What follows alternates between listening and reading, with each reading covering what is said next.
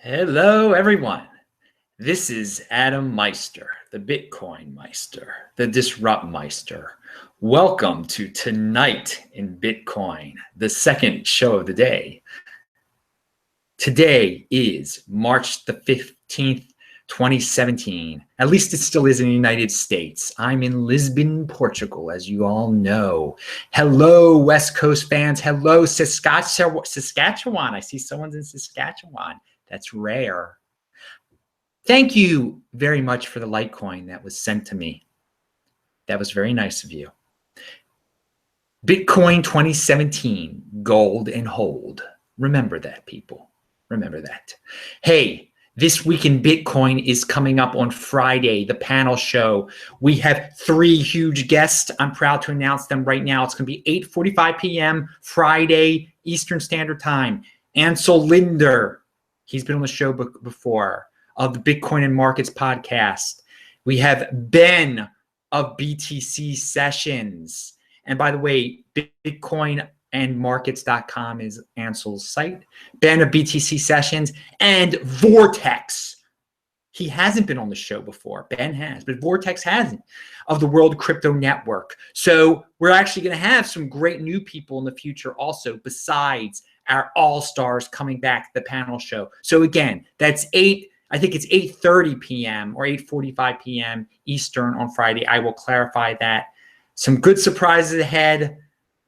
All sorts of people want to be on the show. It's a great honor. I'm very surprised. Speaking of shows, linked to below is the Jayant Bhandari interview from earlier today. You can watch that. It was a great one. I really like to bring different types of people to the show who kind of border on the Bitcoin ecosystem, but are in the finance ecosystem, so we can learn from them, see what their perspective is on Bitcoin, because we can't live in this little Bitcoin bubble. We have to know about what's going on in the outside world too. And Jayant brings a unique perspective. He travels the world. He knows India in and out, and he really speaks his mind on India. So you got to watch that. Link to the first show of Tuesday is also below. And the link to Tuesday night's show is also below, and Monday's show is below.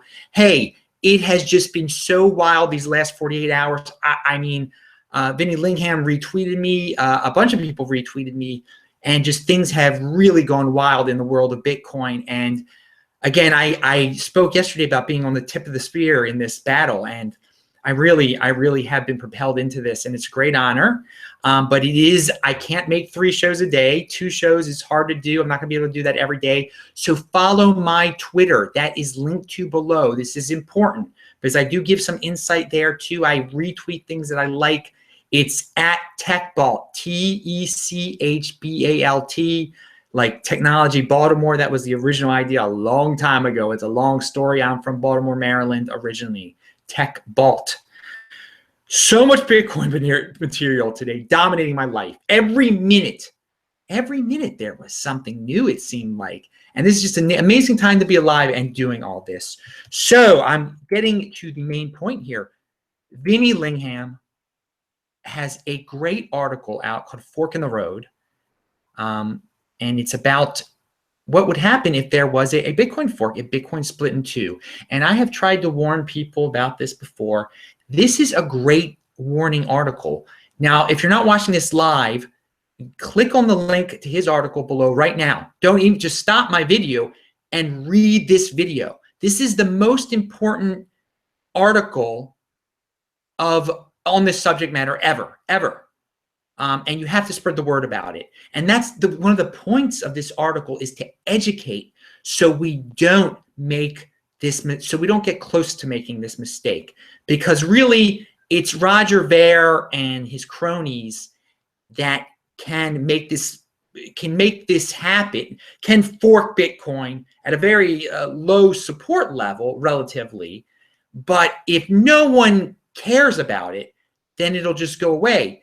But if we're not prepared for it, then they will seize the opportunity and take advantage of the status quo situation. And this whole article is just a big endorsement of let's get segregated witness rolling right now. Get it done on Litecoin tomorrow. Get it done on Bitcoin soon, very soon after that, if possible. So again, this Vinny Lingham article is basically a worst case scenario if Roger Ver and his cronies decide that they're going to go with their bailout scenario and try to make their own altcoin out of Bitcoin. But we need to neutralize Roger Ver now. So I am now saying, I mean, I've always supported Segwit, but I've kind of been like, well, if we stay with the status quo, it's fine. You know, Bitcoin is gold. We don't need to do coffee transactions now. It's not a big deal. But it bothers me a little bit more, the status quo, than it did before. We really seriously have to get segregated witness done. And if you read Vinny's article, which I will get into right now, you will understand why this should be done. I think one important thing has to be clarified here. Bitcoin Unlimited is not becoming Bitcoin for various reasons. They don't have enough support. At a certain support level, they will be able to have a fork and call that altcoin Bitcoin something or other, and cause major problems. And it could set back the real Bitcoin a very long time. That threat still exists if Roger is crazy enough to do it. I mean, it's on him. It's on him, okay? If he just, you know, comes to his senses and sees the technical issues and how this is a rush job and that there's no forward thinking involved in this, he's not thinking about the future, it's just like an impulsive thing, then it'll go away and we'll all be better off. So I'm, you know, reaching out to Roger in this too and saying, hey, man, you got to think what you're doing here, because it appears that what you're doing is very aggressive and is an attack on Bitcoin and is something. It's like a mad scientist. It's like you're a caged animal or something like that. So we won't have to deal with the bad Bitcoin Unlimited code as being the real Bitcoin.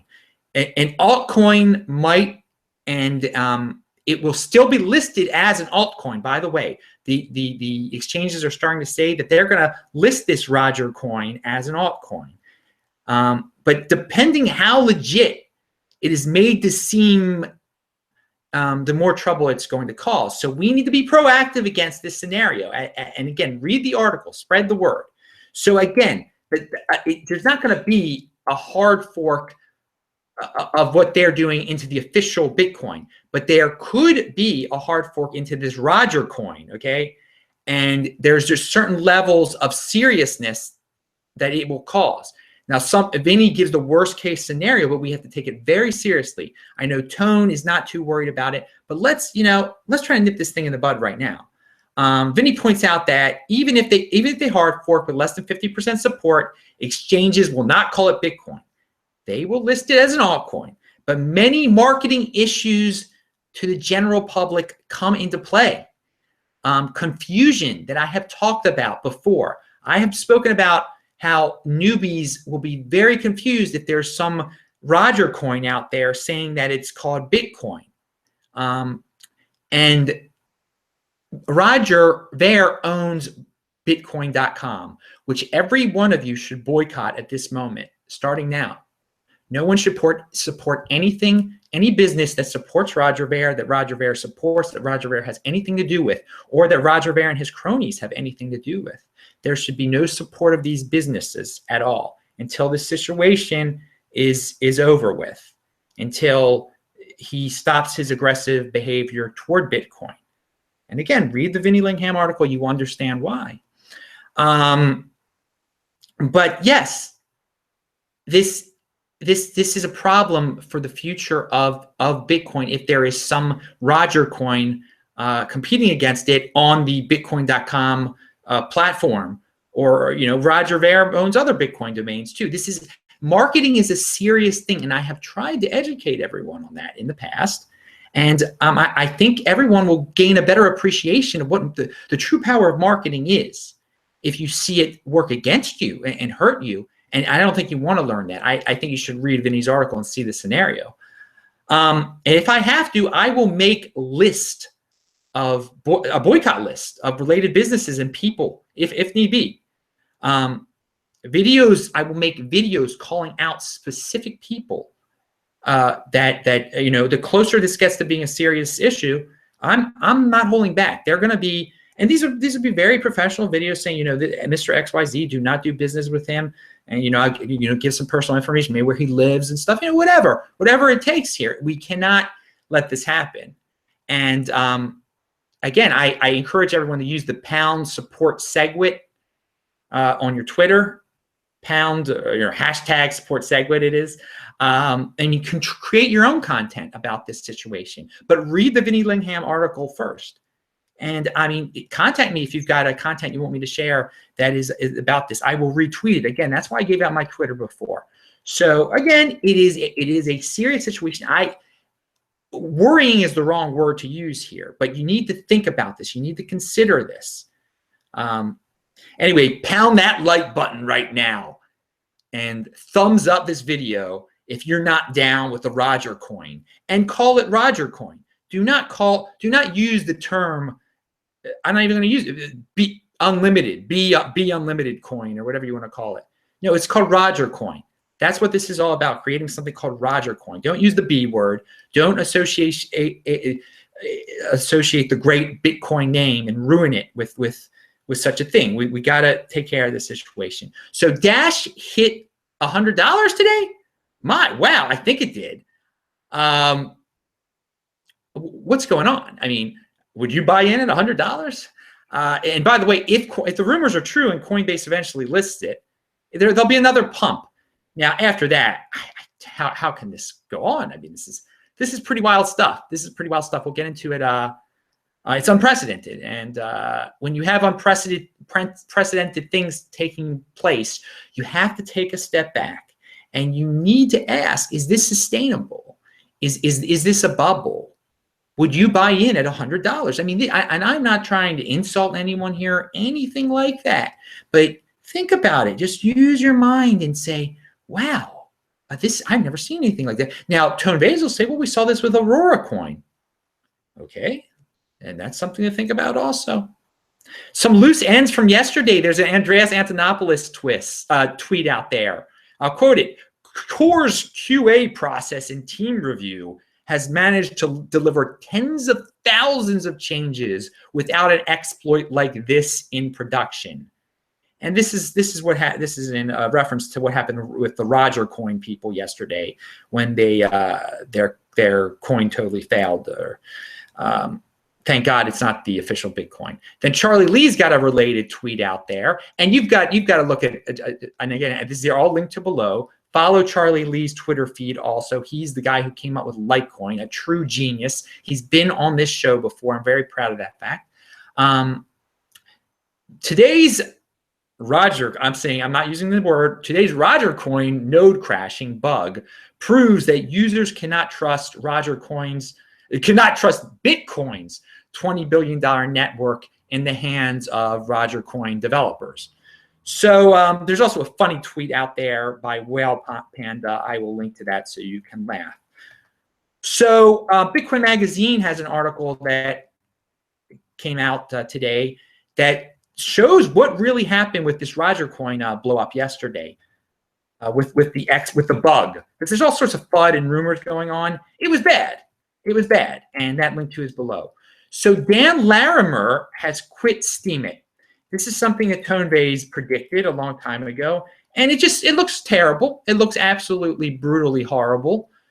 I would not. I've always said never buy Steem. This is not a time to buy Steem, obviously. When the founder of the site quits and has a history of doing this now 3 times apparently. But I'm having a blast on Steemit. Still, Steemit exists. You got to separate the two. You can still get your Bitcoin in the long run from Steemit. And hey, let's be a contrarian, baby. So I linked to his submission, his resignation letter. And let's take Steemit over. We can actually take Steemit over if we wanted to.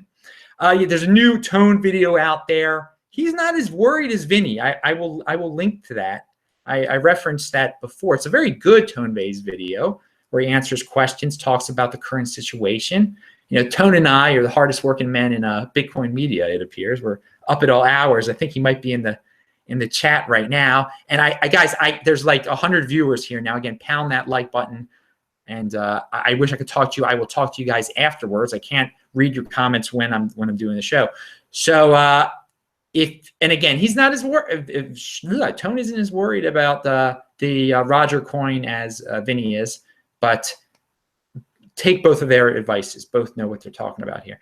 If you don't think this is an altcoin bubble, I want to ask you, you definitely be willing to hold your coin that you treasure so much, your third tier altcoin, whatever it may be, until 2020, right? Why sell if you don't have confidence? Like, I know Bitcoin's not a bubble. I'm not selling a darn thing. Not selling a darn thing, at least until the halving of 2020. And I might not sell anything then. And I'm definitely keeping most of it then. But I'm saying, what if people, because there are all these people like, this isn't a bubble, it's different this time. It's different this time. Again, so if you really believe that, I want to know, are you planning on holding on to your Pascal coin or whatever until 2020? Is that the plan? You think it's going to be worth more then? And okay. Then you're legit. But if you're just like planning to flip it when it gets to its highest point, then yeah, it's probably a bubble. Oh, so from the chat the other day, I saw this, or today, someone asked this question. Can you give us any further insights on why the Bitcoin dominance chart has dropped below 80% without affecting the Bitcoin price? That's a good question. So on one side, we have new people are coming into Bitcoin and buying and holding, okay? I hear from people, and I hear from people who know of these people every day. They're like over 50 years old. They know they're not technology savvy people. They just want to get their hands on Bitcoin. They don't know about scaling issues or RogerCoin or any altcoin. By the way, Gian Pandari, the only altcoin he had heard of was Litecoin, just like Doug Casey, if that means anything to anyone. So going back, so we have these people buying Bitcoin and then they're holding Bitcoin, and that's limiting the supply available. At around the same rate, some people are spending their Bitcoin on insane altcoins. Now, by the way, when I say insane altcoins, I'm talking about, Pascal coin, things like that. You know, there are arguments for the first tier altcoins. And I think a lot of people get offended, like I'm insulting Dash or Monero or Ethereum. And when I'm talking about third rate alt, I'm not talking about that. But anyway, some people are buying all sorts of alts with their Bitcoin, other than Ethereum. Ethereum is and by the way, Ethereum went up quite a bit today too. Ethereum is eating away at the dominance with help of dollars also, because you can use your dollars easier than any other altcoin out there to get Ethereum. Obviously, Bitcoin's easy to get with dollars too, but then all the other altcoins are not. You can't really get with dollars in the United States easily. Ethereum, you can. So the cryptocurrency is expanding from Bitcoin newbies, okay? That's why the cryptocurrency newbies are buying altcoins and slightly repositioning itself because of veterans and speculators buying altcoins with Bitcoin. So you see the pie is getting bigger. Bitcoin is still growing, but some money is leaving Bitcoin too. So Bitcoin's price goes up a bit, but its dominance goes down. It's not making up as much of the market because a lot of Bitcoins are being spent. Now, this will reverse eventually. People are going to jump those altcoins, and they're going to, cash back out into Bitcoin. So in the long run, there's going to be more Bitcoin holders. But for now, we're getting more Bitcoin holders, but we're getting more people spending their Bitcoin on altcoin. And yeah, they're not many newbies jumping in the random alts. Again, maybe Ethereum. Remember, it's not easy for a person to buy Bitcoin and then use that to buy Dash or something without actually having cryptocurrency experience. Trust me, people have a hard enough time working Coinbase, and I know a lot of you don't believe that. So it's not, if a newbie had even heard of Dash, it's going to take him a while to even figure out how to buy Dash. All right, That's over. That's over. Bitcoin, by the way, has been over $1,000 for a month now straight. This is just amazing. Again, you know, before December of last year, it had only been over $800 for like less than a month in its whole history. That's amazing. So where is Pascal coin now, by the way? I mentioned Pascal coin, but some of you might remember that there was this huge Pascal coin craziness in a bubble. It was a bubble about a month ago. And that, keep that in mind, that is what is going on a larger scale with many of these altcoins. You know, check out, I'll link to the Pascal coin chart. Look at that chart. Look at that chart. And that is what's going to happen to the altcoin bubble, to some of these altcoins. Again, I know there are going to be some altcoins that will survive this. I have said before that anonymous coins are very intriguing. But this is, a few people are saying this is not a bubble. Take a step back. Remember the housing bubble from like 10 years ago? I mean, are people too young for that? How realtors said the same stuff, that it's different this time. It's different. And look what happened. You know, there was a huge, horrifying crash, ruined many people. People always say it's different this time. They always say that. And, you know, Andy Hoffman emailed me and he reminded me of the .com boom. And, you know, how many really, and I mentioned this before, so few survive. Some big guys survive. So I see this as a similar situation where Bitcoin is the big guys. And then there'll be smaller ones, there are a couple other stragglers here and there, and then new things pop up. I mean, it might not be the best comparison, but you got to remember during that altcoin, during the internet bubble, there were so many little companies that were just like scams almost. I mean, they were just trying to get listed on the stock market and just had their IPO. That's all they wanted to do is get an IPO, get an IPO, get an IPO, and just take money that way. And they weren't real companies. So that comparison is very legit on that level. Speaking of Andy Hoffman, he keeps mentioning, I've been meaning to mention this for a while. There's an exchange in China called Bitter, B-T-E-R, and they don't have capital controls. You can get your money, or you can take your money out of it still, and apparently in the major ones you can't. And that one it's trading at a premium. It's like higher than the Bitcoin price in the United States. And I think it's sort of revealed. I mean, he's wanted me to talk about this. It's sort of revealing that there's very high demand in China. There is some sort of demand in China. They're just kind of scared of those exchanges that are, you know, limiting the amount, or at least are people using these exchanges. They might not all be Chinese, and I should point out. But there's something going on over there, and there is interest in China if BTER is higher than all the rest. So keep an eye on BTER. I don't know how to pronounce it. And I try to avoid China news here.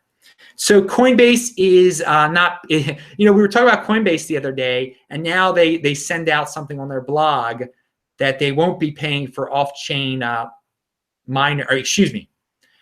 on-chain miners fees anymore, like they had been doing most of the time, I guess. I'll link to that below.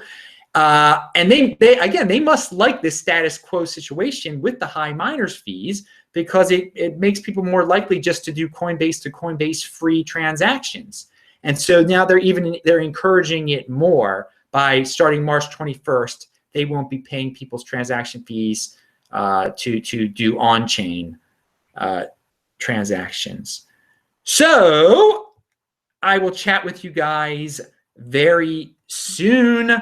I hope you enjoyed the show today. Remember, stay calm during all of this, people. Stay calm. Sometimes I'm not even calm, but tonight I'm very calm. And I want you guys to read that Vinny Lingham article. It's been a long show. I'm going to join you on the chat. We had 107 viewers. I'm Adam Meister, the Bitcoin Meister, the Disrupt Meister. Remember to subscribe to this channel, like this video, share this video. It's 4 a.m. in Lisbon, Portugal, and the fun is just beginning.